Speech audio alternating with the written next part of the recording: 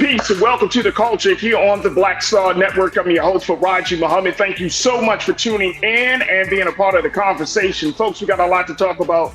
First, let's just kind of talk about that big interview that former President Donald Trump had done with Meet the Press. Some of the things that he said, how some people say he might have actually incriminated himself, and some of his thoughts about the state of democracy in the country. We'll have that conversation. Also, can we at least talk about this other situation I saw, folks, where there's a discrimination or this sacrifice, how a Houston school had suspended a black student for his hair length. But I'm going to share with you what the school officials had to say as to reason why. And it's not discrimination, according to them. All right, we'll talk to also later on. We'll be checking in with Dr. Bridget, MD, for this week's Reclaim Your Wellness. She's going to talk to us about the latest around the federal reform, or at least legalizing cannabis, and how there's a major development that has occurred, or at least being considered, and a whole lot more. Stay with us, folks. It's all happening on today's edition of The Culture, right here on the Black Star Network. Let's go.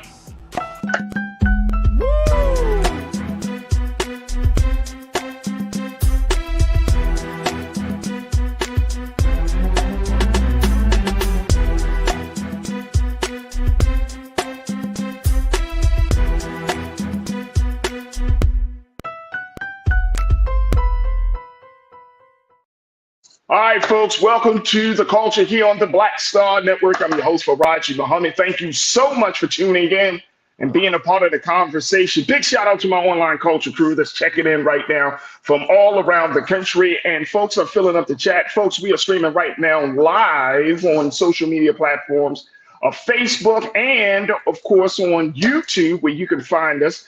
And just go under Roland Martin's YouTube page and boom, get ready to jump into the chat. And people are already in there. So many people. But big shout out to my online culture crew. I see you, Pastor Damon Blissett.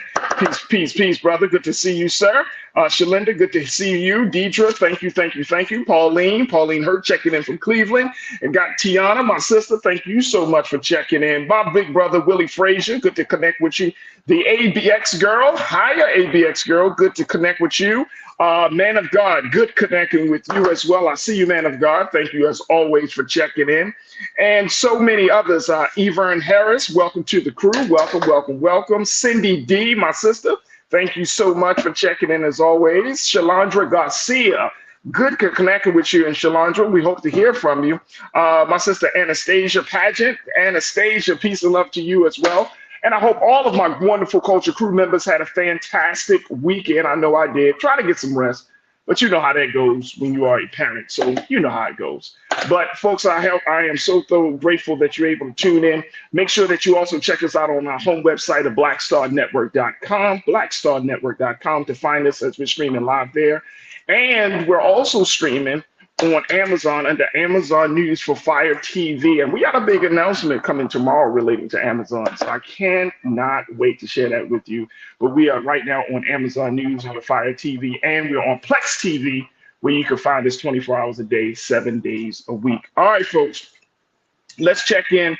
Let's talk a little bit about this latest situation. As we know, former President Donald Trump, he's been under scrutiny. We all know about his legal issues, the 91 counts that's against him right now, 4 indictments and all of that jazz. But he recently sat down with Meet the Press to talk to the American people about where he stands on a wide range of issues. And one of the big things he kind of gleaned from that conversation that he had with NBC News correspondent Kristen Welker was his take on democracy. Let me share with you what he first said on that. He said, when the question was asked by Christian, do you believe in democracy? He said, I do, but it has to be a democracy that's fair. This democracy, I don't consider us to have much of a democracy right now.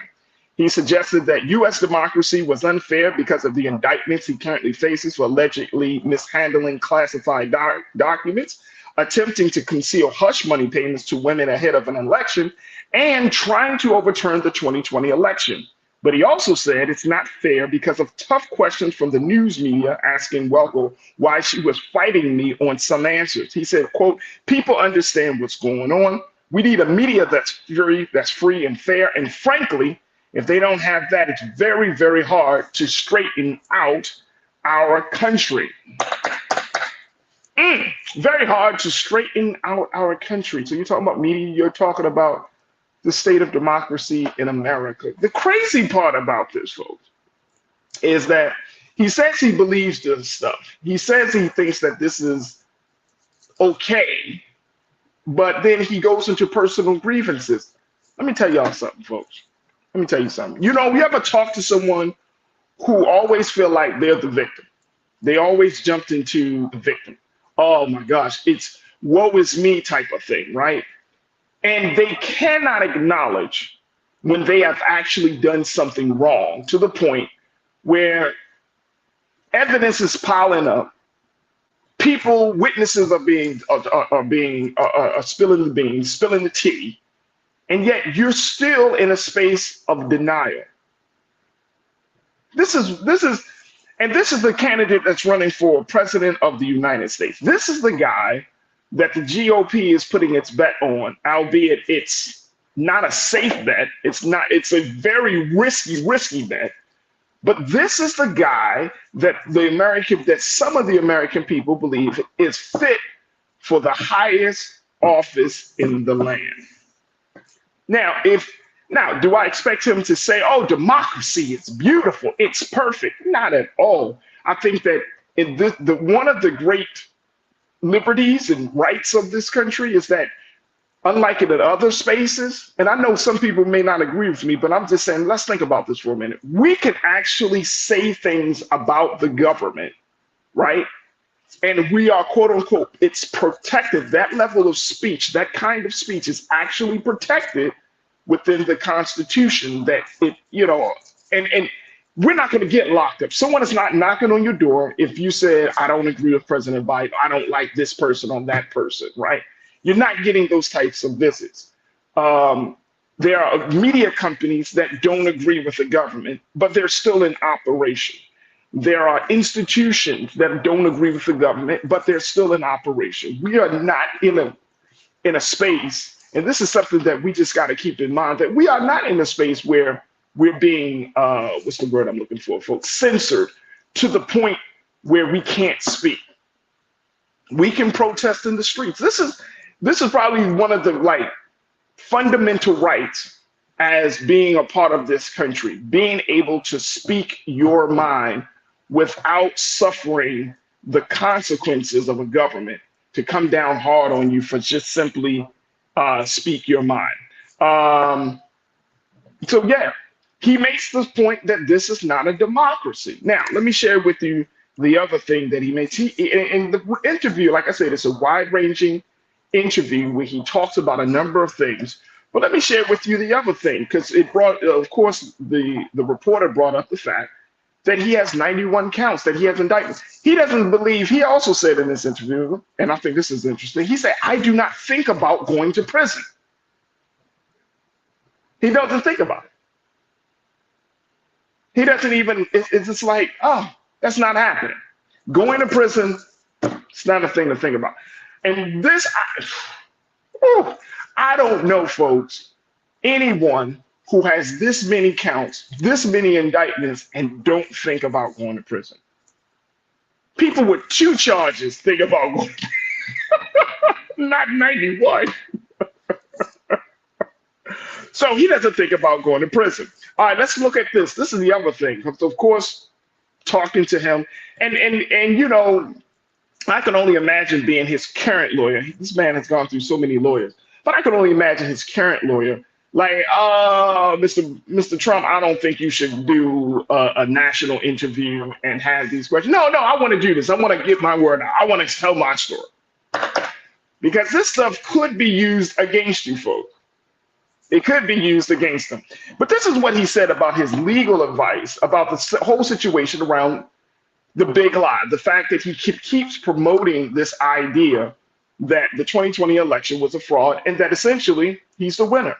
He said, quote, when asked about did he get some advice from other people about this situation of the election, he said, yes, he got advice. He said, we have many people and it's my choice.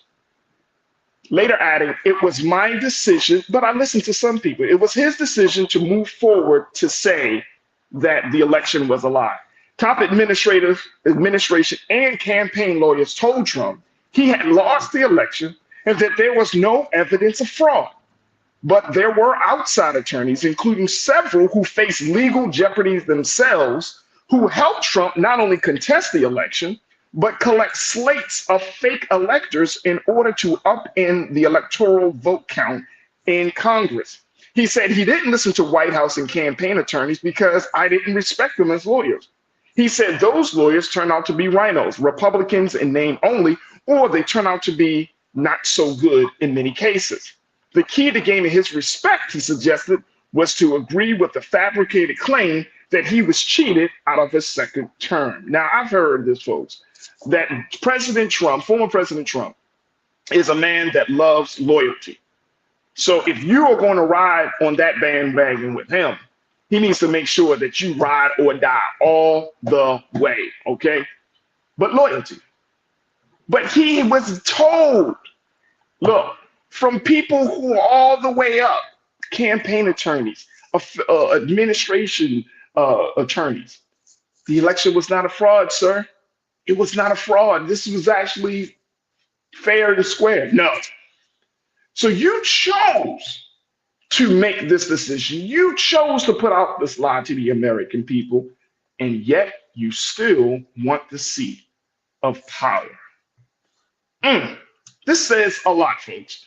This says a lot. Those are the two big things: his view on democracy and his view on his advice around the 2020 election. It speaks volumes. Pretty unspiritual. Let me go to you very quickly. Welcome to the culture. Welcome to the crew. You said because he thinks that he is so privileged, he needs to just get ready to put a jumpsuit on and wait on his butter and jelly sandwiches for his dinners. Okay. He thinks he's privileged. He thinks he's above the law in a lot of ways. I think that you're absolutely right. Lana, my sister, you say everybody knows Trump is a liar, but he uses truth to speak to his advantage. People do not believe the media is unfair. That's why he resignates. I'm sorry, people do believe, people do believe the media is unfair. That's why he resignates. I agree, and everybody doesn't believe he's a liar. Right, Lana? Come on. Everyone doesn't believe he's a liar. That's why he does have a core group of supporters and followers, because guess what? They don't think he lied. All right. James Gonzalez, you checked in. Thank you, Lana. Always good to connect with you, sis. James, you checked in and said it's a representative democracy. We have a lot of different terms, James, and I think you would agree with me. Some people say it's a republic. This is a republic democracy. I mean, there's a lot of different titles that we can use to describe this form of government. One thing is for sure, it needs to be changed. But I don't know if putting a man like Trump, who this is the indicator I got from his remarks, and then we got to take a quick pause. The indicator I got is that if he is allowed to get back into the seat of power, if he becomes president, democracy as we know it will change forever. I do believe that. I believe that he will try to do his best to move stuff around, to diminish the power of some institutions and emphasize the power of other institutions. He may even try to change the whole system, the electoral college system, or to change the popular vote system, even though this is the system that was outlined in the United States Constitution. So I think that it is possible that we're going to see something if he becomes president of the United States. Folks, I got to take a quick pause when we come forward. Let's talk a little bit more about that. Plus, I got a story around hair that is discriminatory to me. It may be the same thing for you. But then it's also very disturbing what one school official had to say as to the reason why they suspended a Black student about the length of his hair. So we're going to have that conversation up next as well. Stay with us. A lot to cover in this first hour of the culture here on the Black Star Network. We'll be right back.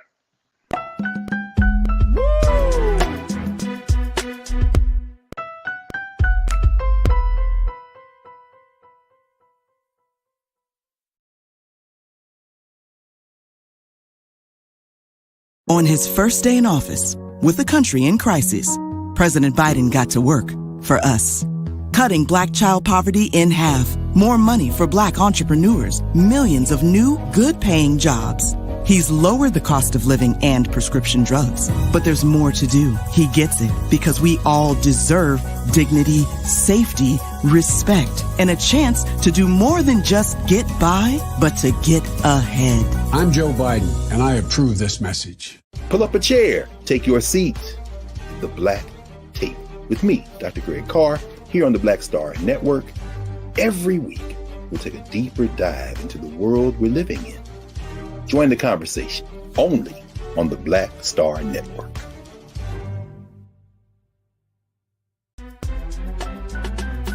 I'm Farajii Muhammad, live from LA.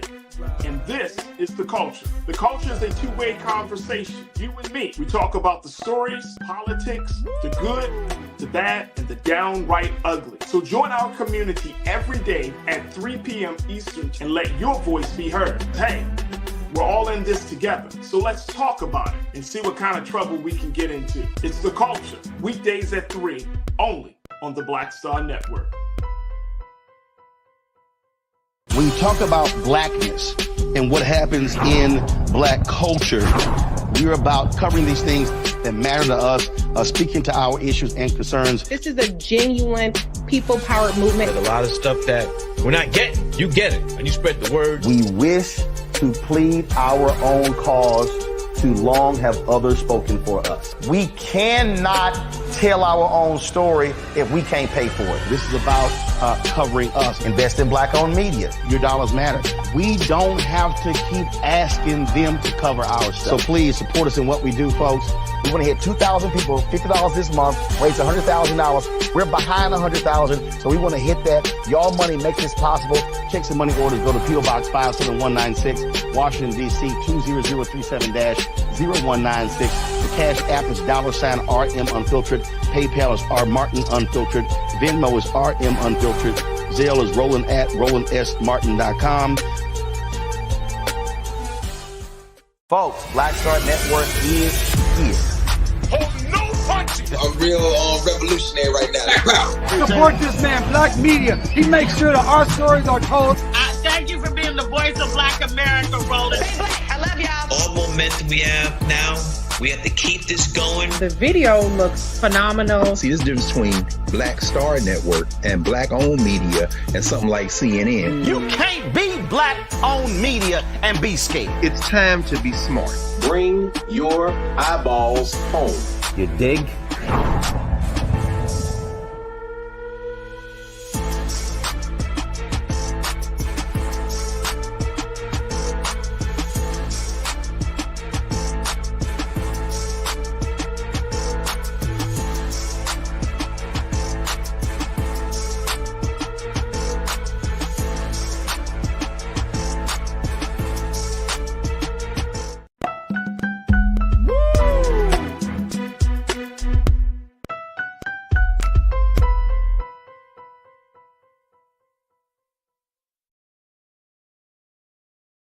All right, folks, welcome back to The Culture here on the Black Star Network. I'm your host, Farajii Muhammad. We've been talking a little bit about just some of the key moments from the conversation former President Donald Trump has had with NBC's Meet the Press, as he spoke on a wide range of issues and concerns about the Democrats, about the Republicans, the state of democracy, and the latest around his legal affairs, his ongoing legal affairs. And even though Trump tried to present himself in a certain way, folks, it's hard for me to believe that he doesn't have some very real concerns about the state of his own thinking, the state of his affairs. It's hard for me to believe that.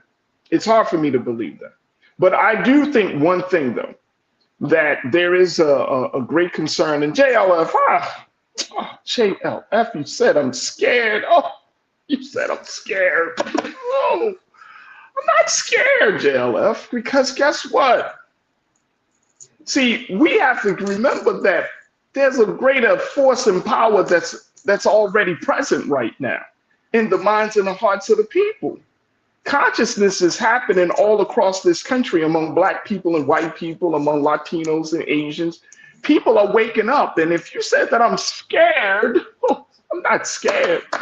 This is going to be a day of reckoning. And it's not about Trump, the personality. It's really about the ideas that Trump puts out there and what he represents. The privilege, the white privilege, white supremacy, these ideas. See, white supremacy is such a poison that it not only infects those who it oppresses, but it also infects the oppressor. That's how poisonous it's gotten. So white America is not going to be able to run from the damage that has been done as a result of white supremacy on black people, on any other groups of people. White America is going to have to face the music on that too. So is it about being scared, or is it about just simply saying that this guy, again, this is not about him. If America brings him into, if he's elected to office, then we just have to move accordingly. But I'm already convinced, folks, as black folks in this country, we have undergone some of the worst human treatment that any group of people has ever undergone. We're still here. I'm not afraid of Trump. When we went through chattel slavery, Jim Crow, let's just go down the list. Why are we afraid? Why are we afraid? Why would we be afraid? We don't have to be afraid because why? This is our time, and this is the perfect opportunity for us to do something different, to redefine our relationship with the United States government as black folks in this country. Now, I'm gonna put a stop there on this part of the conversation. Later on, there were some things that happened that President Trump tweeted out about liberal Jews. We're not going to have time to talk about it today, but folks, trust and believe we're going to talk about it. But trust me, something is happening in this country. Black America, we as Black Americans, or black folks in this country, however you want to put it, darker skinned people, some of us don't like to use the term black, that's all well and good. But guess what? In the confines and in the boundaries of this country, we as black folks are going to have to figure out a different strategy as it relates to our relationship. And more importantly, as it relates to the evolving and the growing change that is happening within our democracy. We are going to have to figure that out. And guess what, folks? White America will have to do the same thing as well. All right. All right, let me just switch gears a little bit. Let's talk about this other story because I think it's indicative of where we are in this country. This is the story out of Houston, Texas, about a young brother named Daryl George, who is a junior at Barbers Hill High School in Mount Bellevue. And apparently, Daryl George was suspended. He was given an in-school suspension after he was told his hair fell below his eyebrows and earlobes. Let me post this first note here, Lise. Let's do that. This is according to NBC News. He received an in-school suspension after he was told his hair fell below his eyebrows and earlobes. Looking at the first paragraph, folks. George, 17 years old, wears his hair in thick, twisted dreadlocks tied on top of his head, according to his mom, Darisha George. Now, Miss George said her son has been growing his dreadlocks for nearly 10 years, and the family never received pushback or complaints until now. When let down, his dreadlocks hang above his shoulders. She says she couldn't understand how he violated the dress code when his hair was pinned up. Now, he did the in-school suspension. But y'all know, like I know, that this is another act against our heritage, our history, because locks is a part of our history, right? It's a part of who we are. We know that the hair on our head is as important as the eyes in our head, is as important as the ears out of our head. That is our crown. And so we know that there has been a number of conversations about hair discrimination in this country, so much so that the Crown Act in various states and over 20-something states, 20 plus states, they have implemented the Crown Act, which is banning any type of hair discrimination, protecting those who wear their hair differently. And apparently in Texas, this is still up in this part of Texas, in the Mount Bellevue, Houston area. This is still part of the debate. But let me share with you very quickly what the one school official said about this, because I got to ask the question, is this about discrimination or is this about sacrifice? And you may say, well, sacrifice, yeah, sacrifice. According to Barber Hills Independent School District, take a look at this, folks. This is from NBC News. Barber Hills School District, Independent School District, they prohibit male students from having hair extending below the eyebrows, earlobes, or top of a t-shirt collar, according to the student handbook. Wow. Additionally, hair on all students must be clean, well-groomed, geometrical, and not an unnatural color or variation. The school does not require uniforms. It gets better, folks. It gets better. Take a look. Greg Poole has been district superintendent since 2006, said the policy is legal and teaches students to conform as a sacrifice benefiting everyone. He said, when you are actually conform and give up something for the betterment of the whole, there is a psychological benefit. We need more teaching of sacrifice. More teaching of sacrifice?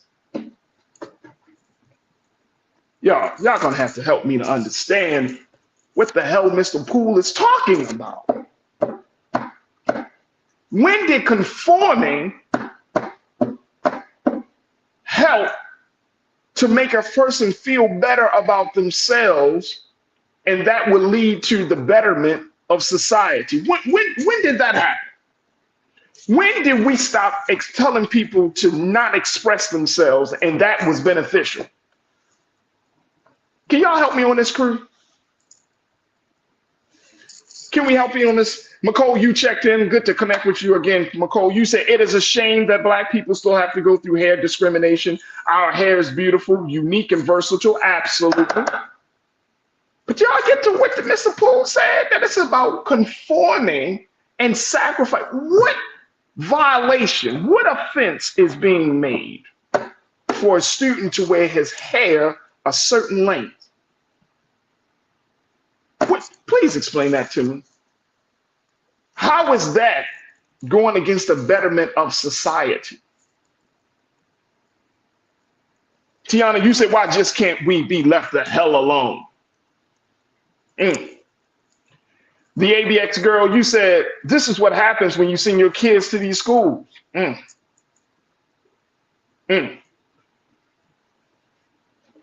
Vic Wicked, you said, in response to Willie Frazee, the Crown Act was passed in Texas, but this school is violating the law. They say they were not violating the law. Ain't that something, Vic? They say they're not violating the law, but what kind of thinking is that? I got to take another quick pause. But I want us to think about this. See, we're in a culture right now where people don't want you to express your unique, special self. You see what I'm saying? And that's part of the cultural war. The part of the big element of the cultural war, folks, that we're seeing in this country is that folks want us to go along to get along and to shut up our mouths and essentially to shut up and dribble, shut up and cook, shut up and just don't do nothing. Don't express yourself because it's for the betterment of society. I got to take a quick pause. When we come forward, let's talk a little bit more about this. Absolute insane. I mean, just crazy that you want a young man to cut his hair because you think it's better to teach about sacrifice. Sacrifice is certainly good, but when you conform to an unjust rules or unjust system or a system that don't see your uniqueness, how is that better? Let's talk a little bit more about it. Stay with us, folks. You're tuned into The Culture here on the Black Star Network.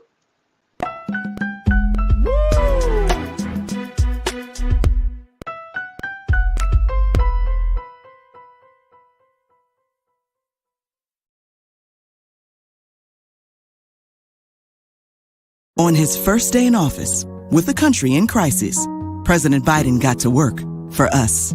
Cutting Black child poverty in half. More money for Black entrepreneurs. Millions of new, good-paying jobs. He's lowered the cost of living and prescription drugs. But there's more to do. He gets it because we all deserve dignity, safety, respect, and a chance to do more than just get by, but to get ahead. I'm Joe Biden, and I approve this message. When you talk about blackness and what happens in black culture, we're about covering these things that matter to us, speaking to our issues and concerns. This is a genuine people-powered movement. There's a lot of stuff that we're not getting. You get it, and you spread the word. We wish to plead our own cause. Too long have others spoken for us. We cannot tell our own story if we can't pay for it. This is about covering us. Invest in Black-owned media. Your dollars matter. We don't have to keep asking them to cover our stuff. So please support us in what we do, folks. We want to hit 2,000 people, $50 this month, raise $100,000. We're behind 100,000, so we want to hit that. Y'all money makes this possible. Checks and money orders go to P.O. Box 57196, Washington, D.C. 20037-0196. The Cash App is $RM Unfiltered. PayPal is R Martin Unfiltered. Venmo is RM Unfiltered. Zelle is Roland at RolandSMartin.com.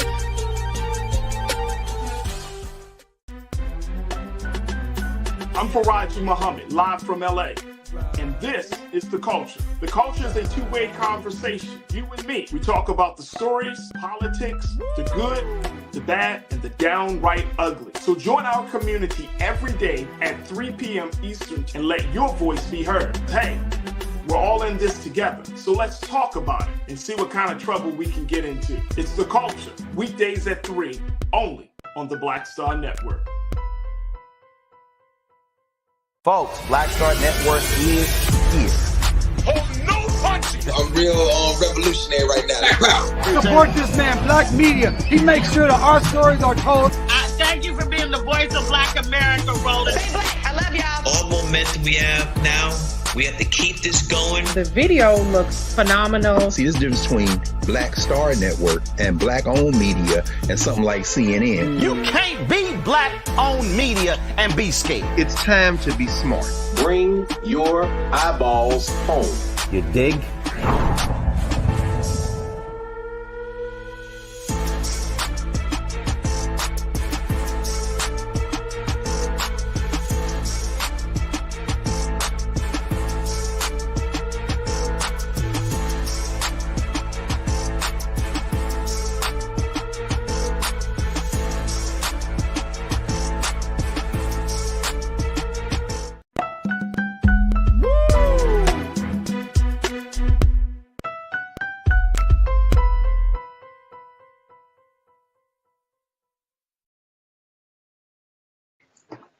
All right, folks, welcome back to the show. Welcome to The Culture here on the Black Star Network. We're talking about this latest case of discrimination where 17-year-old Daryl George of Mont Bellevue, near in the Houston area, was given an in-school suspension, apparently by his school district, for wearing his hair too long. And as a result of that, it has reignited the conversation about the crown, about our hair.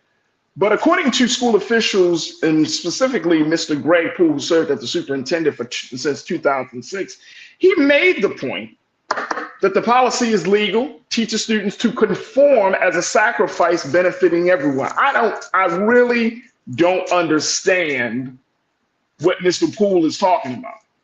How my hair on my head distracts, violates the rights of, or is impeding upon the life, liberty, and the pursuit of happiness and freedom of another individual. How does that happen?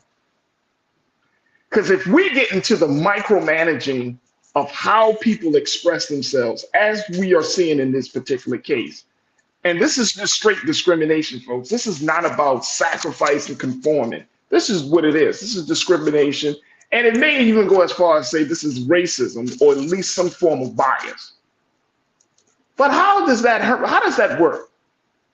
How does that work? How does a person who expresses themselves, who do what they want to do to their own body, becomes a violation of someone else's rights. Now, if a person wears their hair in a different color, why would that bother me? Y'all talk to me on this, man. If a person were to dress a certain way, why would that bother me? How is that a violation of my rights? I'm not understanding. See, this is again adding to the long list of situations and cases, folks, where Black folks do not have autonomy over their own bodies. We are not allowed to be just who we are. And this is 2023. Can you imagine the messaging that was sent to this little young brother, Daryl George, 17 years old, to tell him he can't go to school, or he's suspended rather, in school suspension. And Vic Wicked, you checked in and you said this was something that he was given suspension to do every day.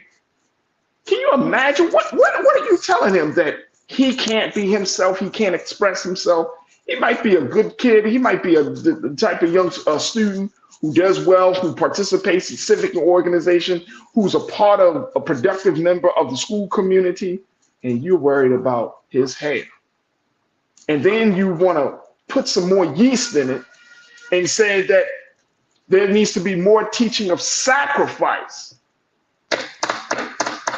Here's the funny thing about this idea of sacrifice, folks. How come those who are oppressed, those who have given the most, those who have gained the least, are always asked to make the sacrifice? Why is that? I'm gonna say that again, folks. How come those who have been oppressed, those who have given the most, those who have gained the least, are always the ones to be told that they need to make a sacrifice, as if they're not already making a sacrifice just in their own existence? Why is that? Why do we put that type of weight on people? We do that not just with Black folks, but we do the same thing with poor people in this country, right? We blame the poor. We blame those who don't have for not having, and as a result of that, since you don't have, that violates me. That offends my eyes to see you homeless. That offends me that I have to put my dollars into a system to support you. That's offensive to me, even though you don't have nothing and I got a little something. Your poverty, your oppression, your destitute condition is an offense to me. Come on, let's talk to it. Let's talk about this a little bit. And this is crazy. Willie, my big brother, you said Willie Frazier, he's copping a plea, and when the family sues, the plea will be laughed at. Yeah, I agree. Conscious thought. You said we're on the precipice of something evil. I don't believe people are as energized as they should be in fighting back against right-wing ignorance. And you were speaking to our sister Shalinda, said probably not Black, but definitely ignorant. But you're saying we're on the precipice of something evil. You don't believe, as Black don't believe people, are as energized as they should be in fighting back against right-wing ignorance. And it's not just right-wing ignorance, it's white supremacy at its root. You know what I'm saying, Conscious Thought? It is so deeply ingrained in all of us that there's no element, there's no place, no area of our lives, folks, where white supremacy isn't the order of the day. Not one. In every space, social, political, economic, educational, health, white supremacy is at the root of all of those systems. Pastor Damon, my big brother, you said sacrifice to whose standards? Come on, man. To whose standards? How many of us are going to teach our children to conform to a system or to a people who don't give a damn about our own personal expression? Who's going to teach their children? And this is not just for Black children, this is for white children. How many of us are going to actually teach another human being that you need to dim your light so you don't offend someone else. Shit. Let me see who else we got here. Cindy D, my sister, you said, because white privilege sees themselves as the best, we are the least of those, so we are supposed to sacrifice who we are. Absolutely. Absolutely. This type of thing, it gets to me, folks. It gets to me. I want to share just a couple of things, then we got to take another quick pause and switch gears to talk about our health and wellness. Of course, the mother, Miss George, she is fighting this all the way. She said in this interview with NBC that she even had a discussion about the Crown Act with the principal and vice principal.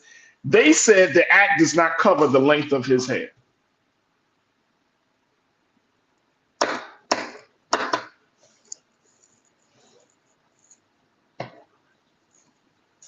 They don't cover the length of his hair. The school had another issue before with another black male student over the dress code. According to the records, Barbers Hill officials told a student he had to cut his dreadlocks to return to school or participate in the graduation in 2020, which garnered national attention.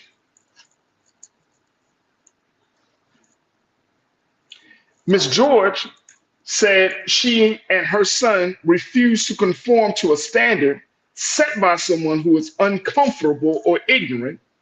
She said, my son is well groomed and his hair is not distracting from anyone's education. This has everything to do with the administration being prejudiced towards black hairstyles, toward black culture. The district defended its dress code, saying its policies are meant to teach grooming and hygiene, instill discipline, prevent disruption, avoid safety hazards, and teach respect for authority. How the hell? This is crazy, y'all. Absolutely insane. This is absolutely insane. Let me hear what y'all got to say very quickly, then we're going to take another quick pause. Absolutely insane. Benny Hill, you said right-wing white supremacy fascism. My son has locks and he's keeping them. Exactly. Exactly. Every time we make some gains, in some way, shape, or form, somebody is there to try to bring us back. People often say, well, why are black folks so angry?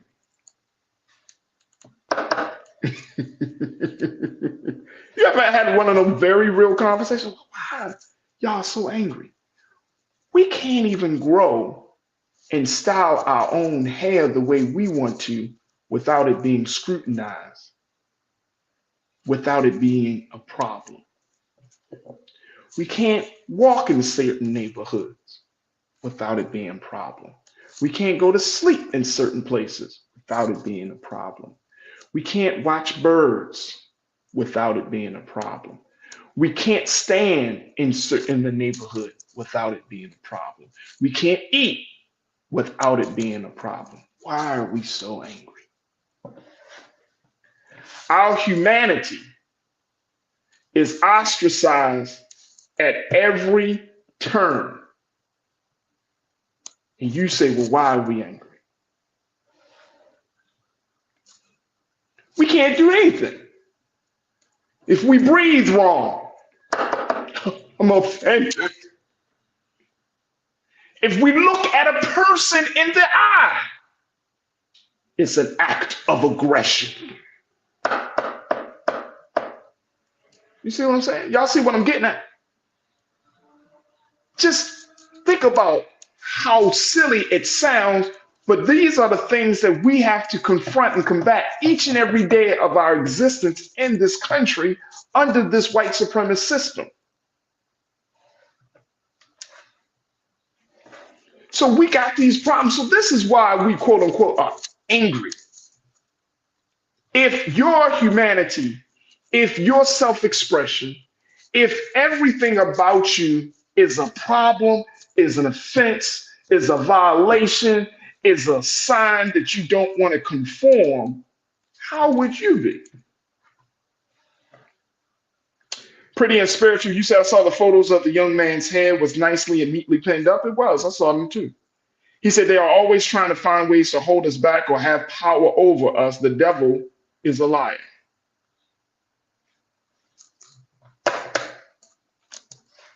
Power over our own body. Power over how we dress. Power over how we wear our hair. And certainly power over what we think and how we express knowledge, wisdom. Some of us get so angry. You know what I'm saying? Some folks get so angry that we're learning certain things. Come on, man. Like, this is 2023 and we're still facing problems like it's 1923. But yet, America wants to know, why is Black America so angry? Cindy D, you said they did this in the 70s with afros. They tried to say that hairstyle was bad. We turned it around. The We Black and We Proud movement came along. We still have to feel that way, Black and proud. Anastasia, my sister, you said this young man's hair is beautiful. I believe they were mad because it looked like a crown. He is a young king on the rise, so you are trying to break his spirit. He is also about to graduate and go to college. Come on. Come on. Come on. Look at that brother's hair. The sad part is, here's the thing, and as we close out, folks, I got to get to our next conversation. The sad part is that every one of us who is confronted this way, any one of your children, your nieces, your nephews, your grandchildren, your children, let's not go along to get along. Fight anyone that tries to diminish the expression of your child every step of the way. You fight. We don't have no choice but to fight. We don't let people just come into our lives or children's lives and dictate who they are. You get them jokers fired. You bring a lawsuit. We fight. We don't just sit back and just allow this to happen. And I think you said it best, Anastasia. They're trying to break his spirit. And at 17 years old, a critical time for a young Black man to come into his own, to understand who he is, that is the perfect opportunity to affirm him that he is valuable, that he is worthy, that he has the right to express himself however he sees fit. And more importantly, that his spirit stays lit.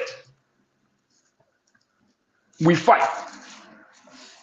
We don't go down. We don't bow down. We don't, okay, I guess you're going to have to cut your hair. We fight. We fight every step of the way. And it might be a long, arduous process, but we fight. Not just for today, but for those who are coming after us tomorrow, we fight. Folks, I got to take a quick pause. When we come forward, let's switch gears. Let's talk about health and wellness.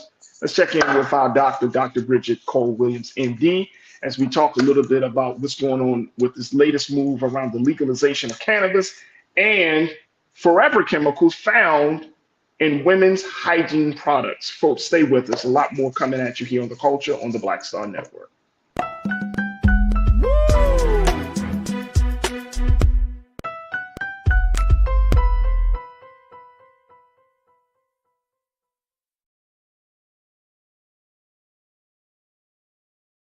On his first day in office, with the country in crisis, President Biden got to work for us. Cutting Black child poverty in half, more money for Black entrepreneurs, millions of new, good-paying jobs. He's lowered the cost of living and prescription drugs. But there's more to do. He gets it because we all deserve dignity, safety, respect, and a chance to do more than just get by, but to get ahead. I'm Joe Biden, and I approve this message. When you talk about Blackness and what happens in Black culture, we're about covering these things that matter to us, speaking to our issues and concerns. This is a genuine people-powered movement. There's a lot of stuff that we're not getting. You get it, and you spread the word. We wish to plead our own cause. Too long have others spoken for us. We cannot tell our own story if we can't pay for it. This is about covering us. Invest in black-owned media. Your dollars matter. We don't have to keep asking them to cover our stuff. So please support us in what we do, folks. We want to hit 2,000 people, $50 this month, raise $100,000. We're behind 100,000, so we want to hit that. Y'all money makes this possible. Check some money orders. Go to P.O. Box 57196, Washington, D.C. 20037-0196. The Cash App is $RM Unfiltered. PayPal is R Martin Unfiltered. Venmo is RM Unfiltered. Zelle is Roland at RolandSMartin.com.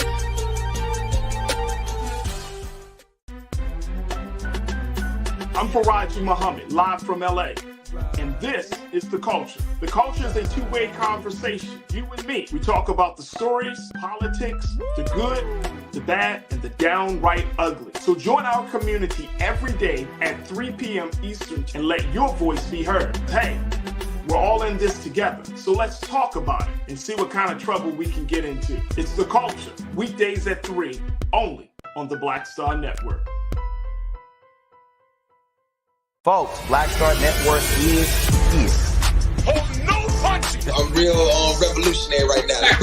Support this man, Black Media. He makes sure that our stories are told. Thank you for being the voice of Black America, Roland. Stay black. I love y'all. All momentum we have now, we have to keep this going. The video looks phenomenal. See, this difference between Black Star Network and black-owned media and something like CNN. You can't be black-owned media and be scared. It's time to be smart.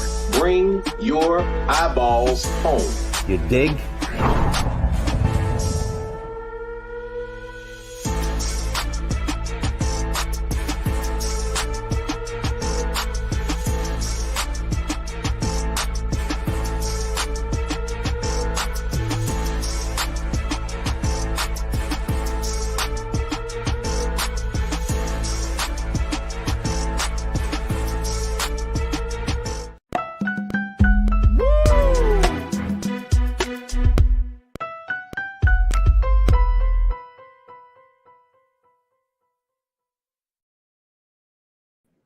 All right, folks, welcome back to The Culture here on the Black Star Network. We are streaming live on our home website at blackstarnetwork.com, blackstarnetwork.com, where you can find all of the latest shows, to all the past shows, and a lot more of the content that we're streaming right now.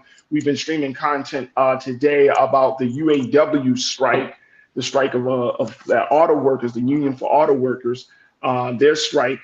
So we've been bringing you some of the latest content around there. Plus, of course, we've had content from last week with Vice President Kamala Harris visiting North Carolina A&T.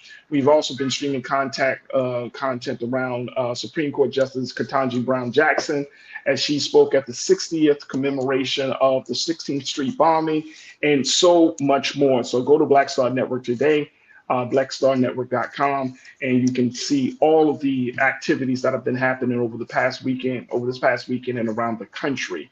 And of course, we are streaming live on our YouTube page under Roland Martin. That's where you can join us and be a part of the culture crew for the day. And folks have been checking in from all around the country, and we are certainly thankful to everyone that has checked in already, being a part of the conversation. But folks, we thank you so much for your ongoing support. Big shout out to God's Creation for making a donation toward Black Star Network. So God's Creation, thank you so much, sister. We truly, truly appreciate you. And thank you for your investment in Black-owned media. Bridget Carter, Miss Bridget, thank you so much for being a Bring the Funk fan club member at level 1. We truly, truly appreciate you as well, Miss Bridget.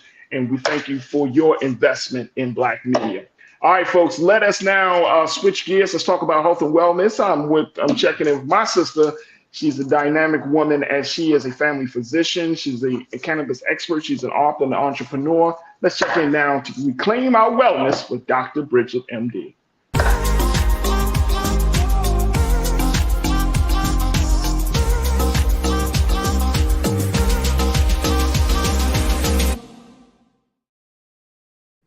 All right, Doc, good afternoon. Got you on a little bit later.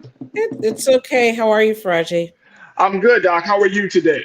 Pretty good. Pretty good. It's good to see you. You too, you too. All right, Doc, let's talk a little bit about some of the latest things that are happening in your world, because Sure. you're just all over and you got your hands in a lot of different places and spaces. First and foremost, I saw this situation about the cannabis, this ongoing effort to legalize cannabis on on a federal level. Last week, I know that we talked about the rescheduling of cannabis from there was a recommendation from the Department of Health and Human Services to reschedule cannabis from a Schedule 1 drug to a Schedule 3 drug.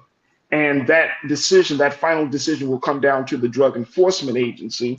So that recommendation has been made. And as of, we're kind of waiting to see what the DEA has to say.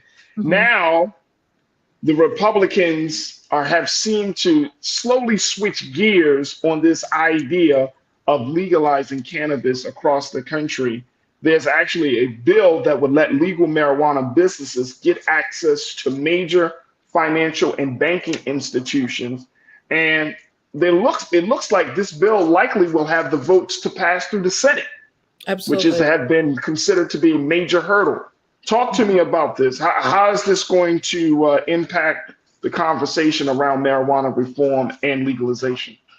So just, for a little clarification, when we go from Scheduled 1 controlled substances to a Schedule 3, which are more like testosterone, anabolic steroids, ketamine, to be in that class, it would allow a couple of different things. It would allow us to do easier research because we have a very small amount of cannabis available for legal research for an illegal substance.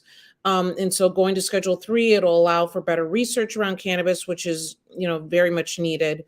It would allow the tax code to change so that businesses that are in the cannabis space would actually be able to do the write-offs that every other business is able to do in building their businesses. And they would be, save the cannabis industry and businesses, millions of dollars. The rescheduling itself will not legalize cannabis in itself, because then it still ends up being a state to state marijuana programs that determine what's going on with that right now. And it will not allow necessarily for safe banking, which means that right now cannabis businesses have a very difficult time obtaining bank accounts, online credit card processing, or what have you.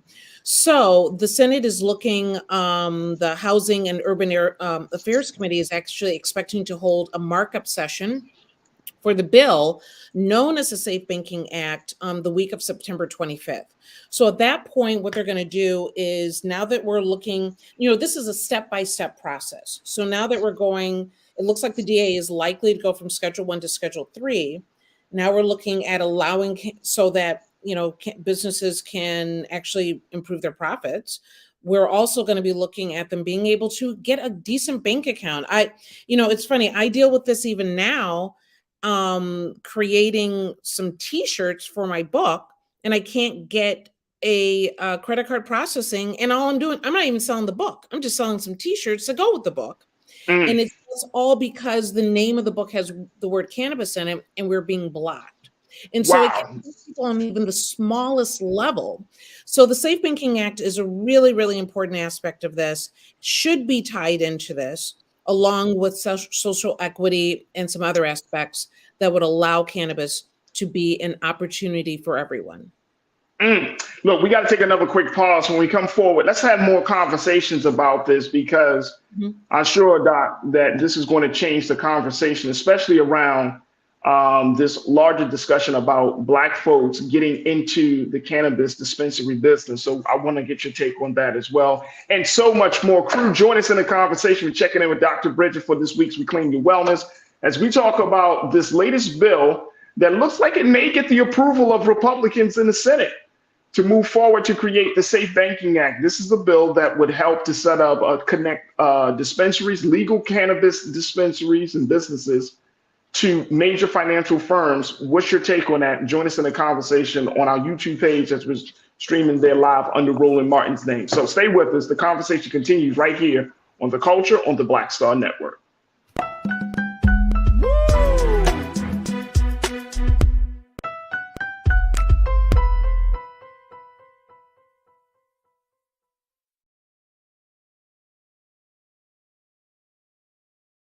President Biden has delivered for Black America. More funding for Black entrepreneurs. Millions of new good-paying jobs. He's lowering the cost of medications and the cost of living. Joe Biden is delivering for us, and that's the facts. When you talk about blackness and what happens in Black culture, we're about covering these things that matter to us, speaking to our issues and concerns. This is a genuine people-powered movement. There's a lot of stuff that we're not getting. You get it, and you spread the word. We wish to plead our own cause. Too long have others spoken for us. We cannot tell our own story if we can't pay for it. This is about covering us. Invest in Black-owned media. Your dollars matter. We don't have to keep asking them to cover our stuff. So please support us in what we do, folks. We want to hit 2,000 people, $50 this month, raise $100,000. We're behind 100,000, so we want to hit that. Y'all money makes this possible. Checks and money orders go to P.O. Box 57196, Washington, D.C. 20036-0196. The Cash App is $RM Unfiltered. PayPal is R Martin Unfiltered. Venmo is RM Unfiltered. Zelle is roland@rolandsmartin.com.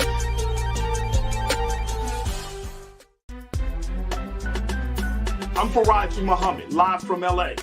And this is The Culture. The Culture is a two-way conversation. You and me. We talk about the stories, politics, the good, the bad, and the downright ugly. So join our community every day at 3 p.m. Eastern and let your voice be heard. Hey, we're all in this together. So let's talk about it and see what kind of trouble we can get into. It's The Culture, weekdays at 3, only on the Black Star Network. Folks, Black Star Network is here. Oh, no punching! I'm real revolutionary right now. Support this man, Black Media. He makes sure that our stories are told. Thank you for being the voice of Black America, Roland. Stay black. I love y'all. All momentum we have now, we have to keep this going. The video looks phenomenal. See, this difference between Black Star Network and Black-owned media and something like CNN. You can't be Black-owned media and be scared. It's time to be smart. Bring your eyeballs home. You dig?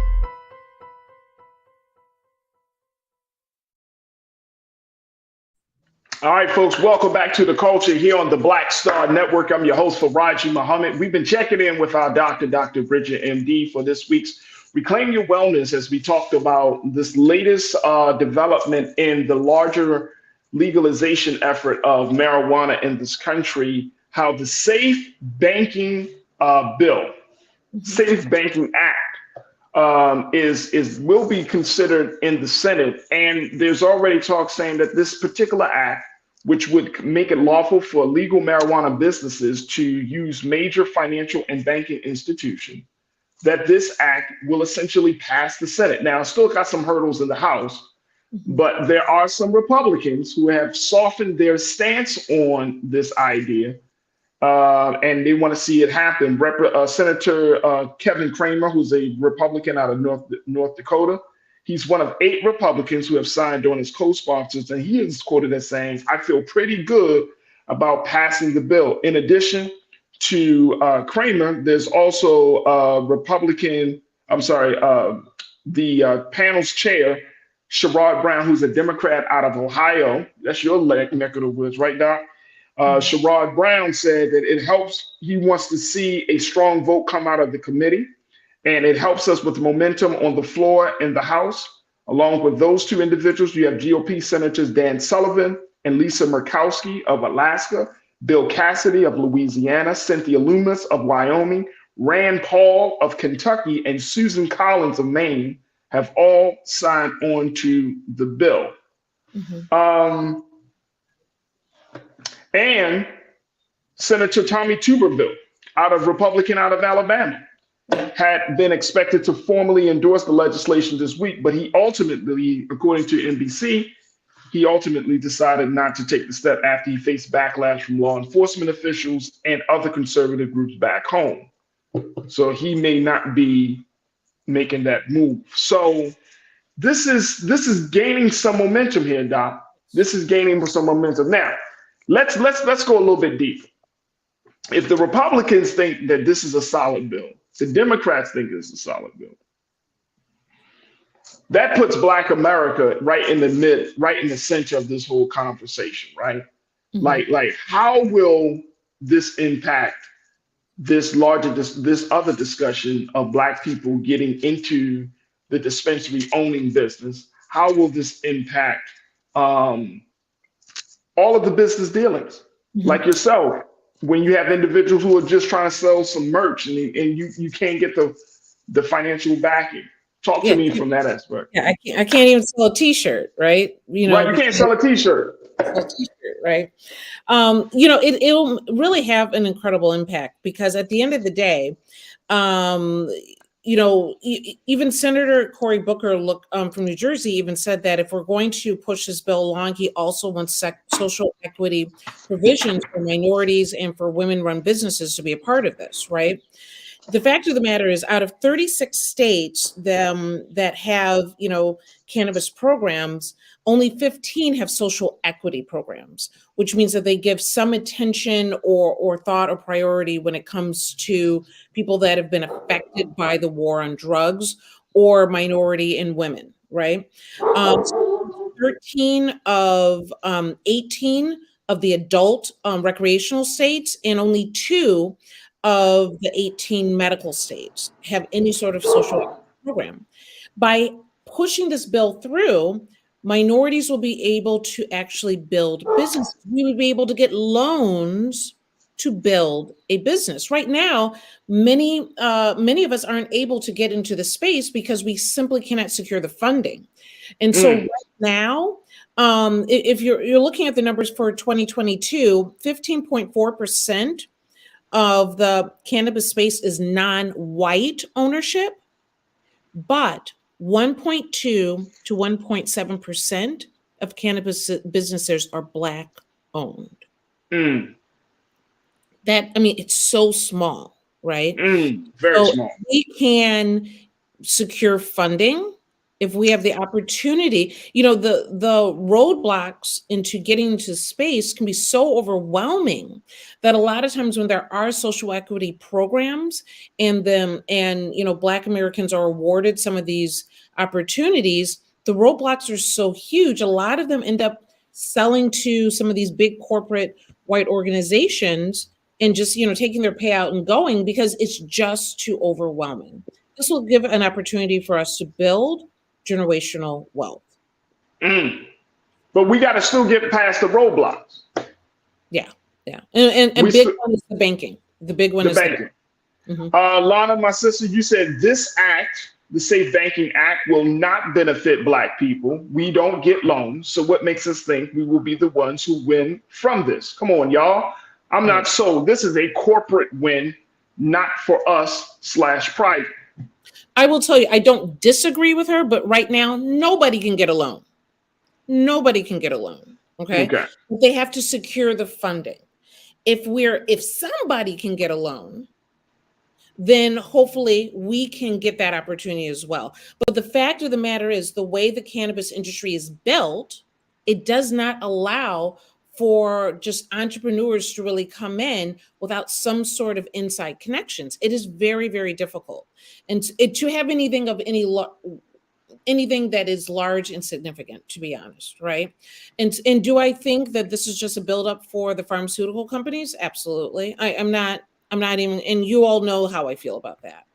But right now, even if you have the smallest business, you have issues. And so the program needs to provide opportunities for everyone if we're going to get any piece of that possibility and opportunity. Do you think that this is going to open up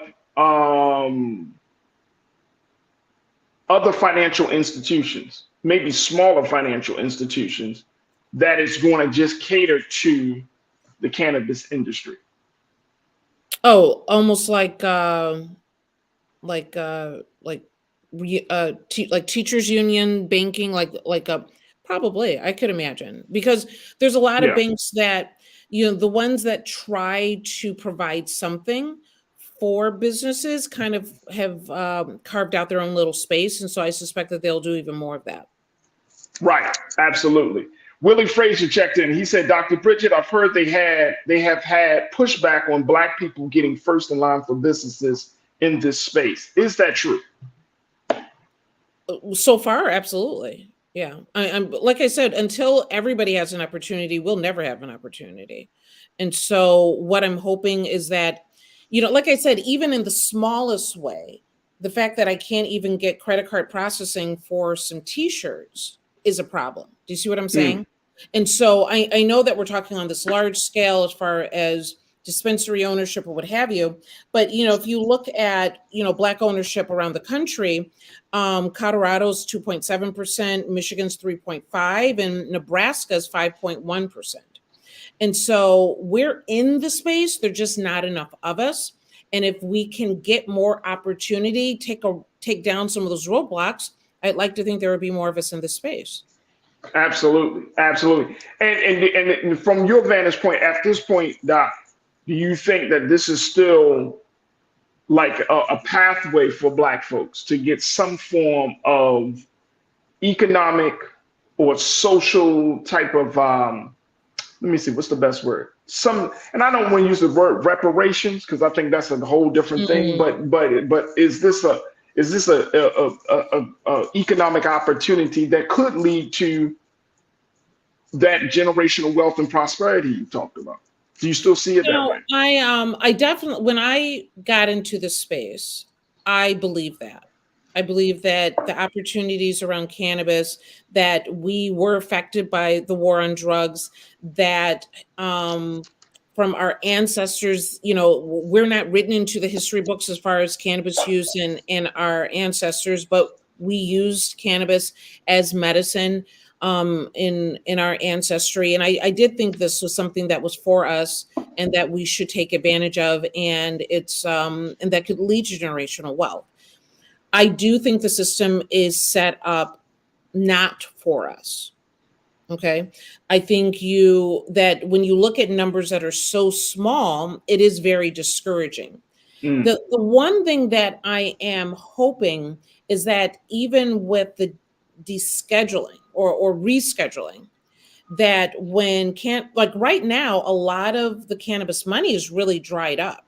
If you're looking for sponsorship, loans, support from somebody, even these bigger organizations, their money is tied up.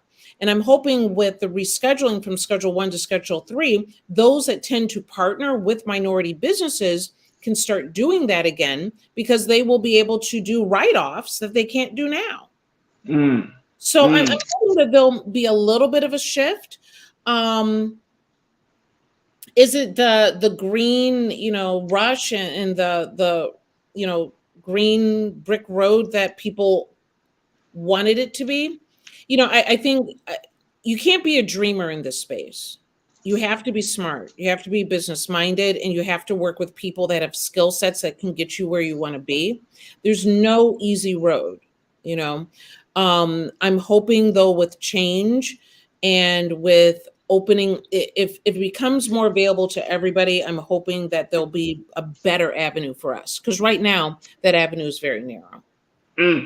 Very, very narrow. So we're going to have to just keep our eyes on how this situation goes. I know that they're scheduled to have some hearings before the end of the month. And according to some of the Democrats, Doc, they are saying that they want to make a decision by this body before the end of the fall. Right. Absolutely. So yeah, I'm hoping that this kind of pushes forward. We start to see those changes. I know that Biden has talked about doing some pardons as well. And so, like I said, I think a lot of this is a setup for the pharmaceutical companies. That's my personal opinion from what I've seen and what's going on in the back end of this. But, as this grows and develops, and cannabis becomes more mainstream, and I hope there's still space that we can still utilize as business owners. Absolutely. Absolutely. All right, we got to take another quick pause. When we come forward, Doc is going to break it down for us and talk to us about forever chemicals, chemicals that are found in women's products, the impact that they make on women's health, and more importantly, how you can determine if the products that are in your bathroom, in your bedroom, is something that can either hurt you or harm you. We'll have that conversation up next. So stay with us. It's The Culture here on the Black Star Network.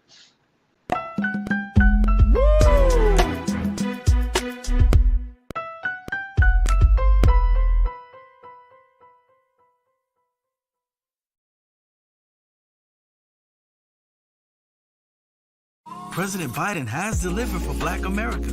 More funding for Black entrepreneurs. Millions of new good-paying jobs. He's lowering the cost of medications and the cost of living. Joe Biden is delivering for us, and that's the facts. Folks, Black Star Network is here. Oh, no punching! I'm real revolutionary right now. Support this man, Black Media. He makes sure that our stories are told. Thank you for being the voice of Black America, Roland. Stay black. I love y'all. All momentum we have now, we have to keep this going. The video looks phenomenal. See, this difference between Black Star Network and Black-owned media and something like CNN. You can't be Black-owned media and be scared. It's time to be smart. Bring your eyeballs home. You dig?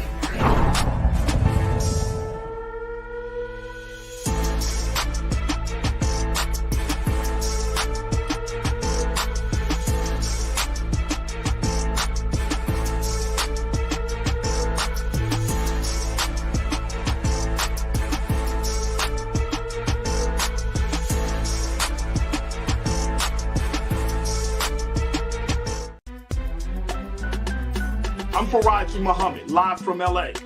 And this is The Culture. The Culture is a two-way conversation. You and me. We talk about the stories, politics, the good, the bad, and the downright ugly. So join our community every day at 3 p.m. Eastern and let your voice be heard. Hey, we're all in this together. So let's talk about it and see what kind of trouble we can get into. It's The Culture, weekdays at 3, only on the Black Star Network.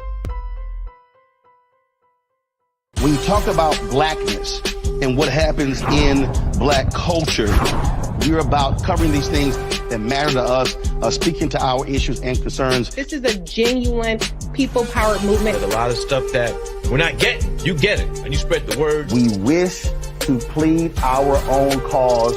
Too long have others spoken for us. We cannot tell our own story if we can't pay for it. This is about covering us. Invest in Black-owned media. Your dollars matter. We don't have to keep asking them to cover our stuff. So please support us in what we do, folks. We want to hit 2,000 people, $50 this month, raise $100,000. We're behind 100,000, so we want to hit that. Y'all money makes this possible. Check some money orders. Go to P.O. Box 57196, Washington, D.C. 20037-0196. The Cash App is $RM Unfiltered. PayPal is R Martin Unfiltered. Venmo is RM Unfiltered. Zelle is Roland at RolandSMartin.com.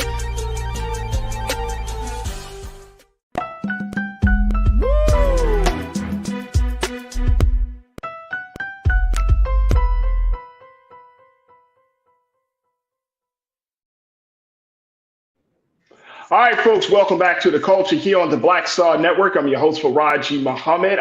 We have been chatting with our resident doctor here, Dr. Bridget, MD, who serves as a family physician and an expert in many spaces. But today she wanted us to talk to us about forever chemicals, those PFAS, PFASs. And these are the chemicals that are found in period pieces, liner pads, tampons, cups, and underwear. And these are chemicals that really affect the reproductive health of women and just the hormonal health of women. This has been an ongoing conversation, though, Doc. Yeah. This is the fact of the matter is these are man-made chemicals that, and there's not one chemical. We're talking about 12,000 different chemicals that fit into this category of the forever chemicals or the PFAS. And they were actually developed in the 1940s.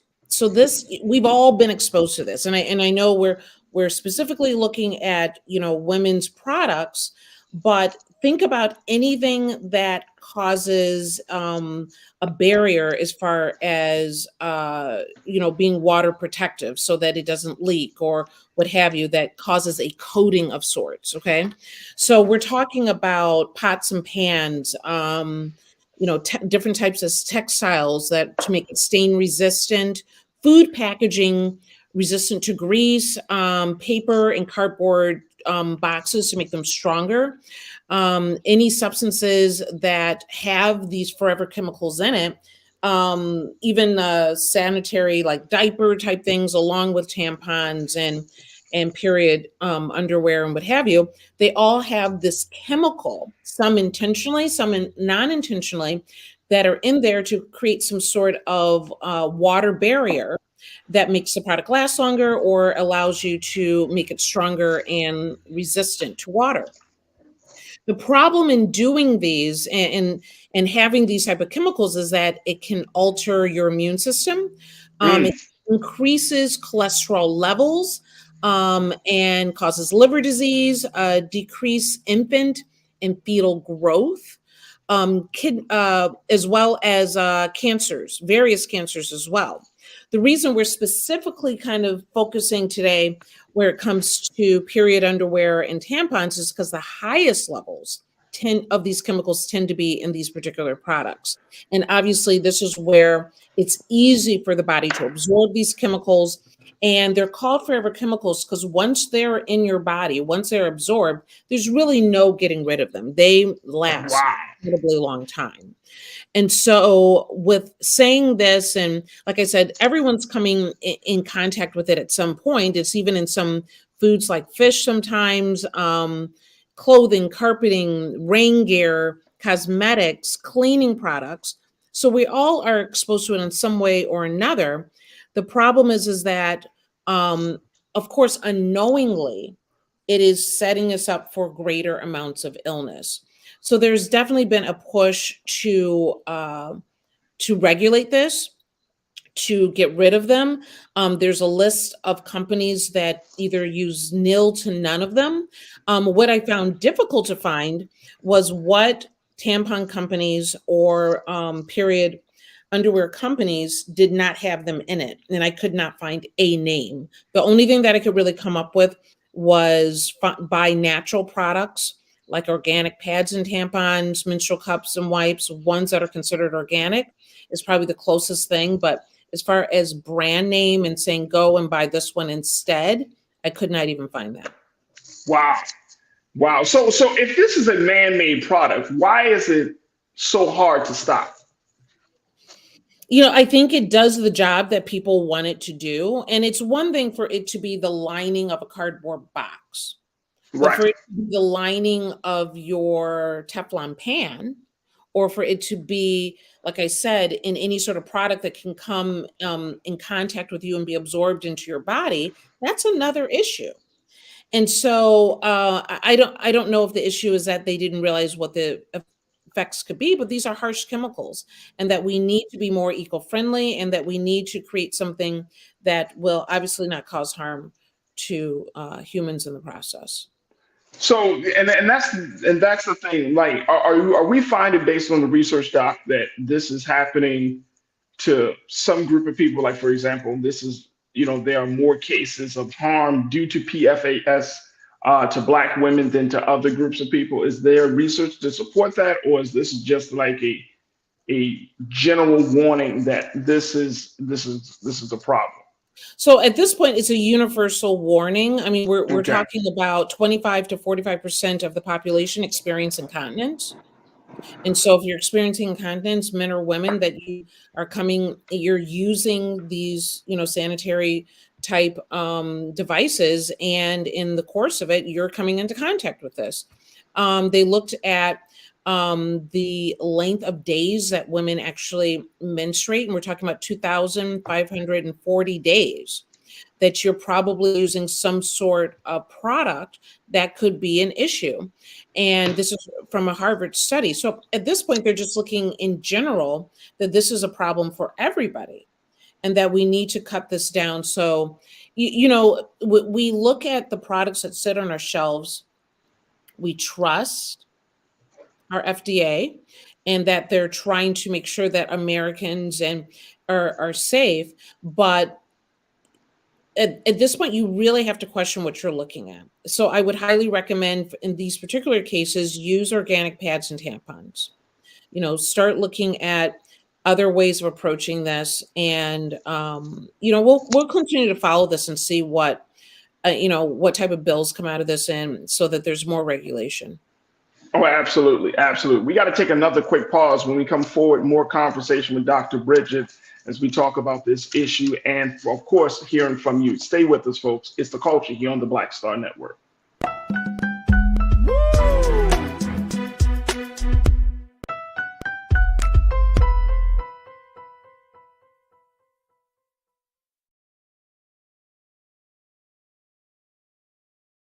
On his first day in office, with the country in crisis, President Biden got to work for us. Cutting Black child poverty in half, more money for Black entrepreneurs, millions of new, good-paying jobs. He's lowered the cost of living and prescription drugs. But there's more to do. He gets it, because we all deserve dignity, safety, respect, and a chance to do more than just get by, but to get ahead. I'm Joe Biden, and I approve this message. Folks, Black Star Network is here. Oh, no punches! I'm real revolutionary right now. Support this man, Black Media. He makes sure that our stories are told. Thank you for being the voice of Black America, Roland. Stay black. I love y'all. All momentum we have now, we have to keep this going. The video looks phenomenal. See, there's a difference between Black Star Network and Black-owned media and something like CNN. You can't be Black-owned media and be scared. It's time to be smart. Bring your eyeballs home. You dig?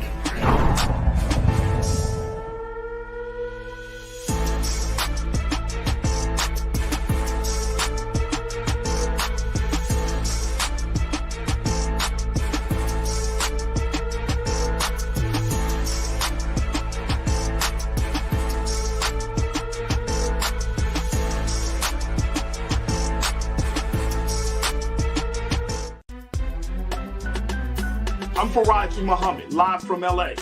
And this is The Culture. The Culture is a two-way conversation. You and me. We talk about the stories, politics, the good, the bad, and the downright ugly. So join our community every day at 3 p.m. Eastern and let your voice be heard. Hey, we're all in this together. So let's talk about it and see what kind of trouble we can get into. It's The Culture, weekdays at 3, only on the Black Star Network.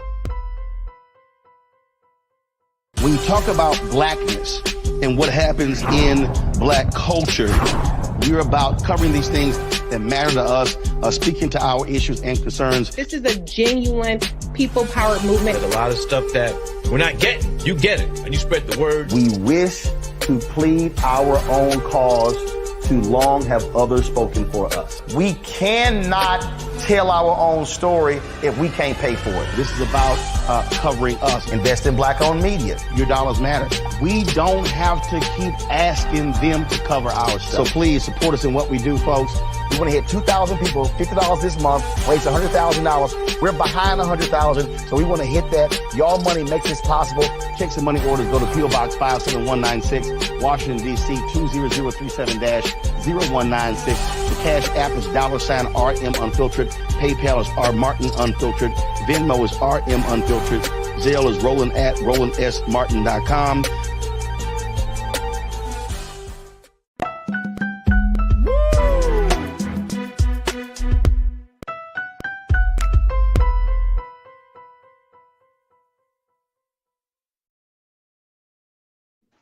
All right, folks, welcome back to The Culture here on the Black Star Network. We've been checking in with Dr. Bridget, MD, for this week's Reclaim Your Wellness segment, and she's been talking to us about PFASs. That is the acronym for forever chemicals, and these are chemicals that have the power to link to essentially to make people sick. Because now they're finding out, according to the CDC, These chemicals aren't just in women hygiene products. This is also in things like firefighter gear, school uniforms. You laid it out. And then it even said that PFASs can be found in the water supply in certain areas of the country. So we are ingesting this. But one of the big things, the big stories that have come out around this is that this forever chemical exposure is linked to a higher cancer odds in women. And so now we're looking at, I'm thinking about my sisters. I'm thinking about a sister like you. I'm thinking about Black women who are going to be exposed to something like this. And yet there's no end in sight as to how we're going to handle forever chemicals. What's your take on that? So right now, I mean, there's a couple. I mean, this wouldn't hit without something obviously being in the works. And so, Minnesota Governor Tim Walz signed a bill that bans the use of these products for menstrual products, cleaning products, cookware, and dental floss. But it goes into effect in 2023.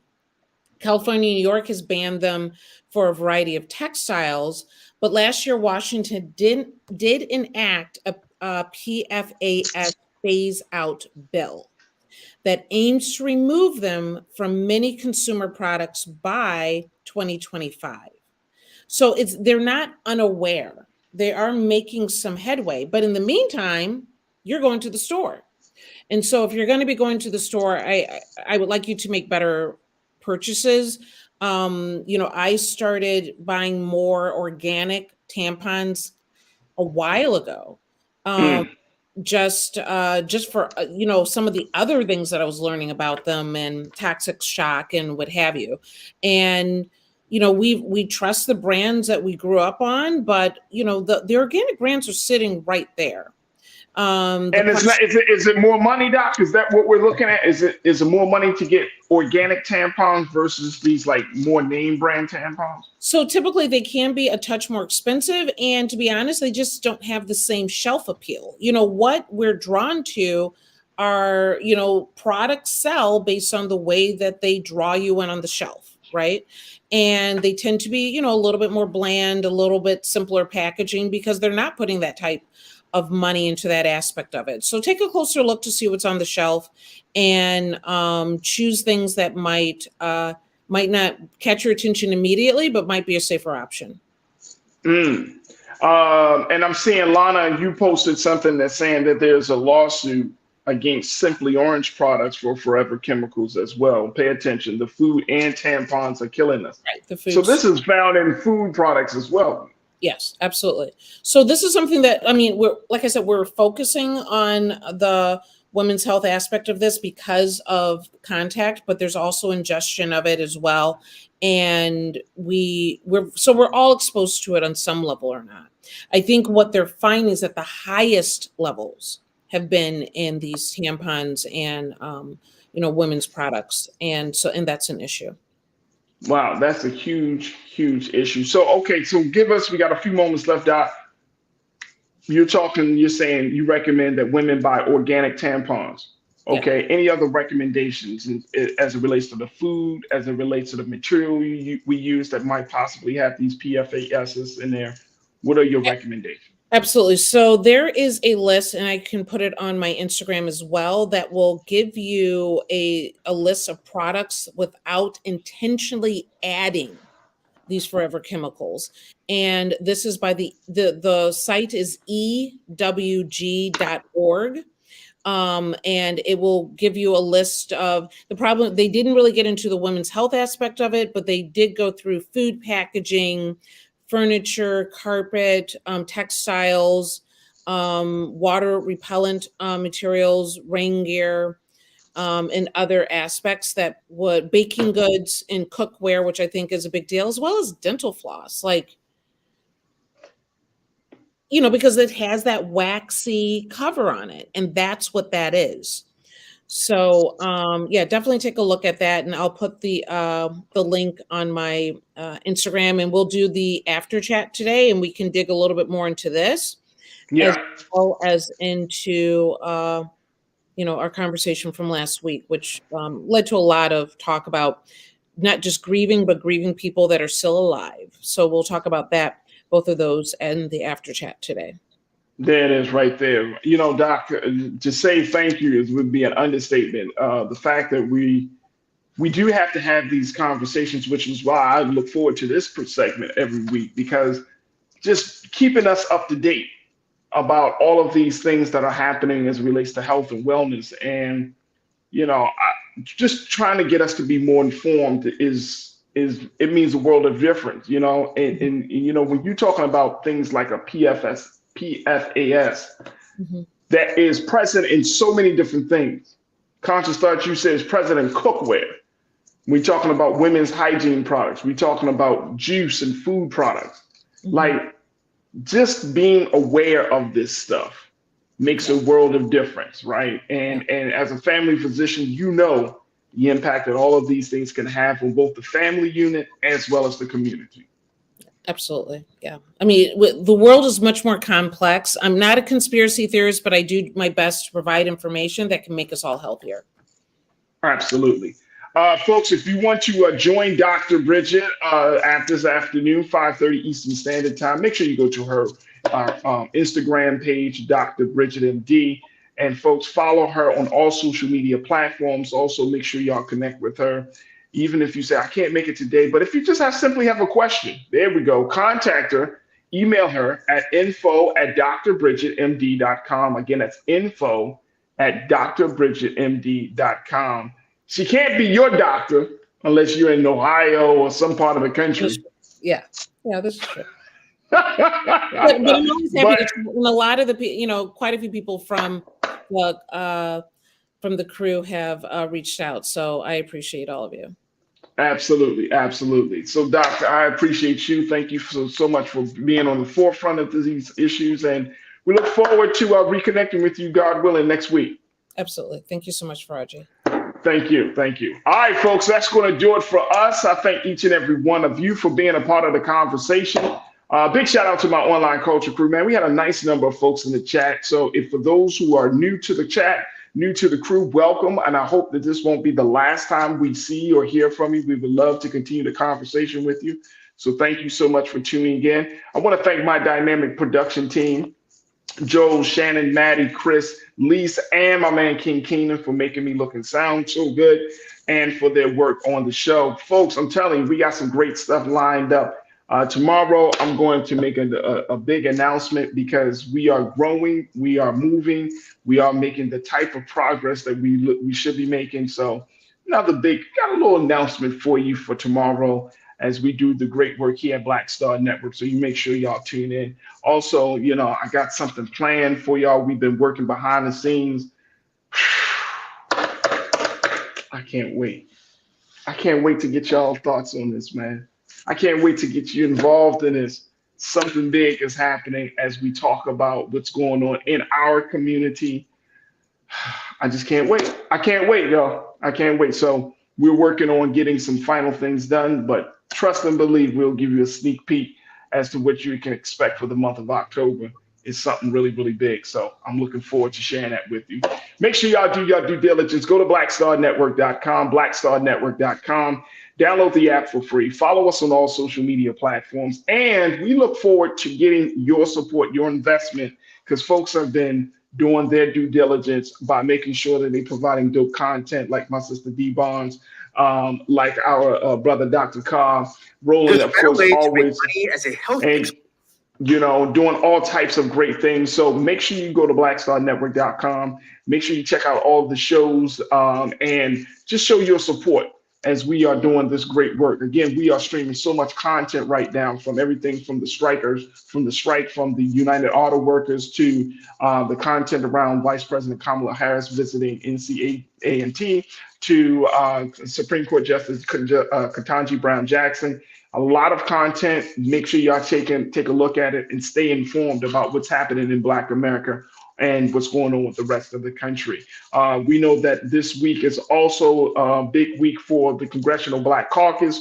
So you can expect to get some coverage coming from this side here on the culture, as well as, of course, on Roland Martin Unfiltered this week, as we do our due diligence to cover that major gathering of Black lawmakers that are convening in DC for their 52nd annual legislative conference.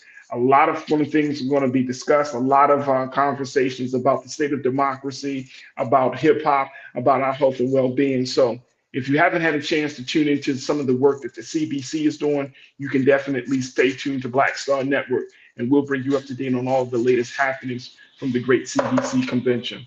All right, that's going to do it for me. Stay tuned. Up next at 6 p.m. Eastern Standard Time is Roland Martin Unfiltered. As always, never be afraid to challenge what's wrong. Stand for what's right while being yourself in the process. God willing, we will talk tomorrow for another exciting edition of The Culture, right here, only here, exclusively here on the Black Star Network. Have a great afternoon and evening. Talk to you soon. Peace.